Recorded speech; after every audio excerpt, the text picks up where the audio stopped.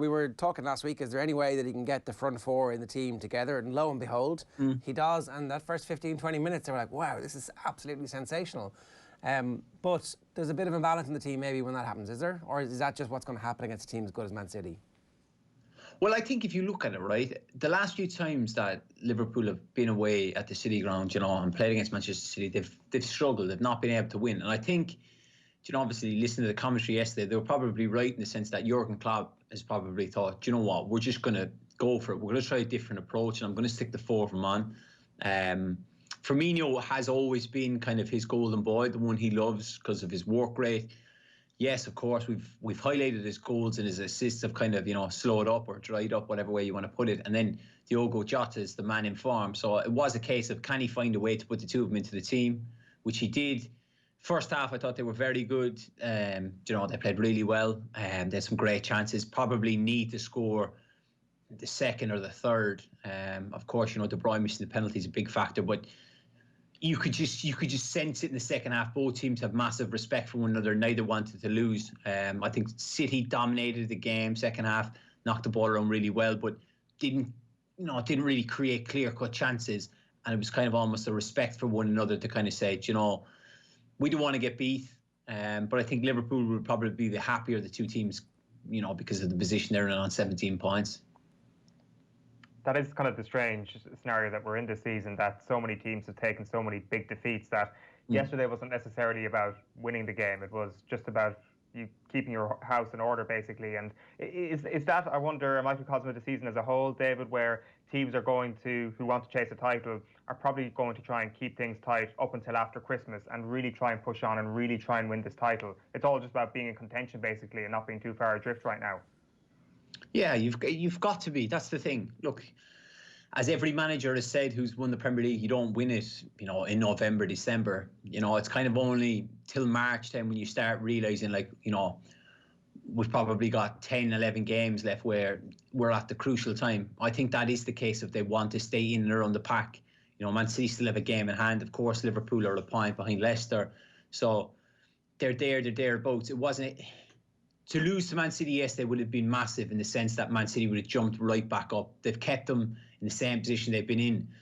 So it is it's a psychological thing for Liverpool that they're still ahead of them, that they can keep kicking on. And they didn't get beat. And that was the thing. You're talking, they need to stay in the race. I think this season of all seasons is going to be very difficult because we've seen a vast number of players picking up muscular injuries, with the amount of games they're playing, especially the teams who are in Europe. So it could be a case of who can, stay in there and keep as many players fit. Liverpool look like they've lost Trent Alexander-Arnold. We don't know how bad that is. Obviously, we're international break now for the next probably, 10 days, 11 days. So that'll be time for Liverpool to assess him. But whatever team can keep their best players, fit and available and then stay in and around it. But it is, look, at the same time, it's wide open, in the sense that, Chelsea are going well, Tottenham are up there, and of course Leicester are doing well. So I still think Liverpool and Manchester City will win it. But there are teams that are knocking on the door, and if they can stay in contention right up until the turn of the year, you never know. Have you been in teams where this early in the season you're starting to see bodies drop like flies, like is the case with Liverpool at the moment? Is it a concern that you've still got months and months ahead of you and you've got these injuries that you need to clear up? But I think it's more a case of the extent of the injuries. You look at Trent, we don't know what it is. It looked like a muscular injury anyway. I don't know, was it his calf, his hamstring? I don't know. But those are the kind of ones that are like you saw with Virgil. Once he was injured, it was kind of like he's ruled out for a season. It's kind of gone. Now it's kind of how quickly can we get Trent back? We don't know how bad it is. Will he be out for 2 weeks, 4 weeks? And then what games does he miss? Whereas kind of Virgil, they're kind of ruled out for the season and that's it. And you make peace with that after a week or so. Look, of course, Jurgen would love him there, but he's not. I played in teams, where we've picked up injuries, and then I remember one on where I got injured. I injured my hamstring, and then I remember getting assessed on the morning of a game, and I wasn't right, and the manager came to me, and we hadn't won a few games. I think we played Reading away. This was with Hull. We played Reading away, and we played Ipswich at home. and I hadn't been right, and I ended up playing the 2 games, and we won the 2 games, but I ended up making a right mess of my hamstring, and I was out then for, the best part of 8 weeks because I tried to force myself to play. So it is a case of getting it right and making sure that look, I just wanted to play at that time. We had picked up other injuries, and we were on course to be promoted. Inevitably, we were promoted through the playoffs at the end of it, but you've got to be very careful because, look, Trent is the one I'm talking about, but he's a massive part of Liverpool's team. He's a massive part of the back four. So hopefully he's not too bad, and then they can get him right and get him back out there. Can I just ask you a question about that injury, right? Does the manager think in retrospect that losing you for 8 weeks, that there's the other side of that is actually he was part of a team that got the winning momentum back and that allowed us to go on? Or is it always in retrospect, like the team doesn't do as well when you're out of it for those 8 weeks? Like, is the manager's negotiation with himself different, obviously, from your negotiation with yourself? I think I was my own worst enemy.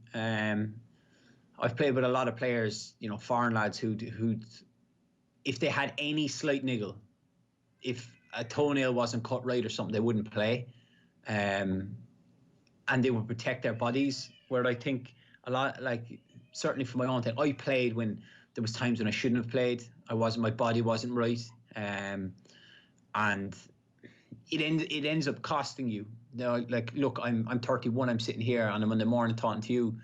Why? Because I had to retire through injuries. My knee. I've had, I know there's 6 surgeries across 2 knees.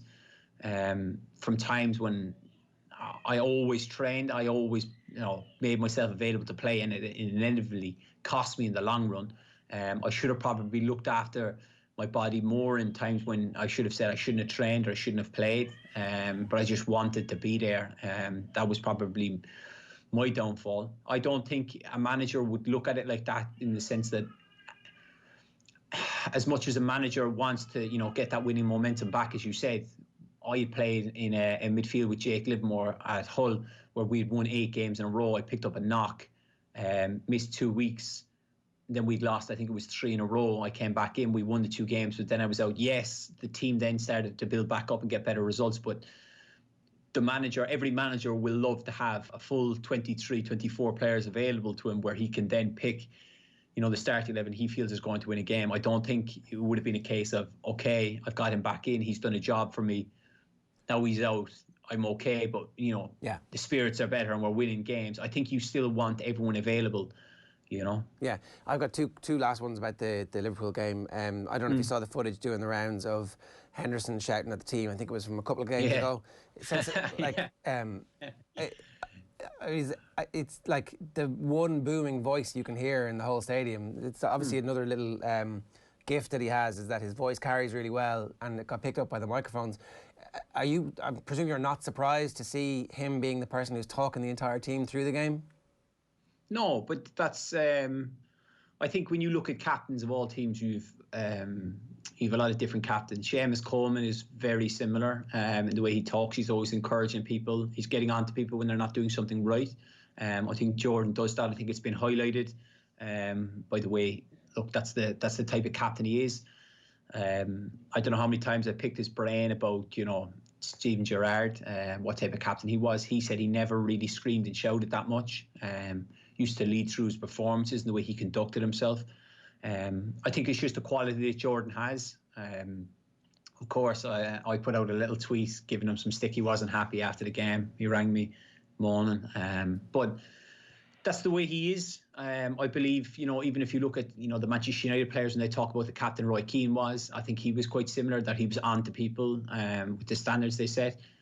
And you can see the benefit of it because Liverpool players respond to him when, he's encouraging them. He's trying to give them that little, come on, you need to do more, and it's nice and it's refreshing. It's kind of, I do really enjoy having, I won't say having no fans there, but I really enjoy listening to, the players speak. I remember there was a famous incident when Bournemouth played Manchester United, if you remember, and I think it was Ramsdale was in goal, and he was shouting at Smith, the fullback, to turn or show Mason Greenwood on his right foot, and then obviously he sticks in the top corner. But then there was the afters, and was picked up, and people were like, "Oh my God, they're constantly swearing and shouting at each other." That's kind of always happens, but it's nice to hear it, and I think a lot of it goes on under the cosh. You don't really see it as much, so it is nice to see. It does happen everywhere. I wouldn't say Jordan's the only fella who does it. I imagine there's players at Chelsea are shouting, and maybe not as much at Arsenal after last night's performance, but it does happen. And maybe not as much at United. That was one of the things that it seemed that Roy Keane was getting at. But look, maybe somebody's going to isolate the audio footage from the United games, and we'll see. And then the last thing was that the centre-back partnership at Manchester City seems to be growing. It took a little while. Obviously, it's going to take a little while for a new partnership to grow, but that's a good centre-back partnership that they have now that they can build a team on. Well, you'd hope so. They've thrown enough money at the problem. I think Laporte has always been the mainstay. He's the number one. He's the equivalent of Van Dijk to Liverpool. And now they've signed a boy, Ruben Diaz, who seems to be a very good signing. He's fitted in nicely. So look, they've had this massive problem since companies left. Can they fill the void? Certainly with the partnership they've built up, they look a lot steadier. Of course, you've got John Stones, Nathan Aki, the young boy Garcia. They've got loads of players, and it's been tough for them, but inevitably they found this fella and they seem to be building up a good partnership. But I still think the big thing is, can you keep Laporte fit for the whole season? If they can, then they will be thereabouts, knocking on the door at the end of the year. Liverpool still favourites in your view? I actually tipped Man City to win it. Right. I won't lie, even as a Liverpool fan. I just felt that they'd come back stronger after last year. I think that was probably part and parcel of Jurgen Klopp saying that we weren't going to spend loads and loads of money, and we all know that Man City were going to spend money. I still think Man City will dip into the transfer window again. Look, Aguero's been out. There's always question marks over Jesus, which I find interesting because he is a top quality striker. I believe even his record yesterday, he's nearly a goal in every 2 games for Man City, and he's played about just under 160 games. So he does score goals, but he's not Aguero. So will they? I don't know. I did say City, but I would lean towards Liverpool, certainly the way that they're going, and the impressive signing of Diogo Jota. But then, can they keep Matip and Gomez fit for the entire season?